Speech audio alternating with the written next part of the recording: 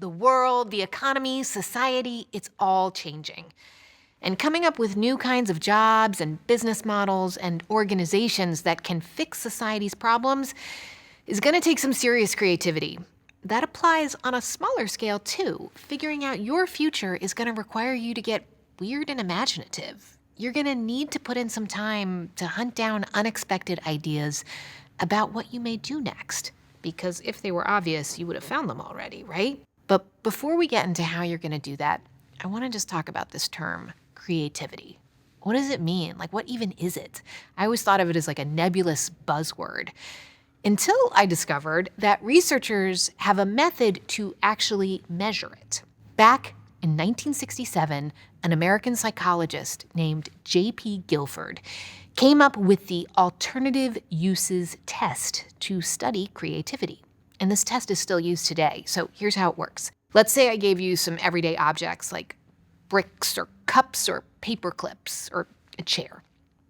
You would have 2 minutes to come up with as many uses for it as possible, and then I'd score you based on 4 categories. So the first is originality. How unusual were your ideas? Second is fluency. How many ideas did you come up with? Third is flexibility. How different were the ideas? And the fourth is elaboration. How much detail could you go into explaining your idea? So let me give you an example. Using a brick as a paperweight, it's not that original or creative.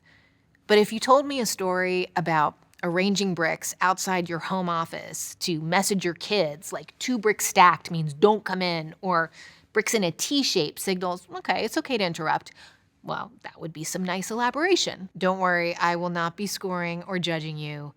I share this creativity criteria because I think so often we think that creative people are just like born that way. They get hit with inspiration and aha moments like lightning.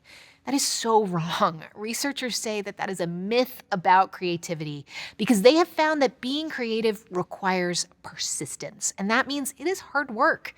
But on the plus side, it also means anyone can do it. So even if you're out there thinking like, oh, I'm not an ideas person, or you've been feeling burned out, like your brain can't do much of anything these days, you've got this. We just need to juice your mental gears a bit. We need to coax your brain to discover unusual or weird thoughts and ideas.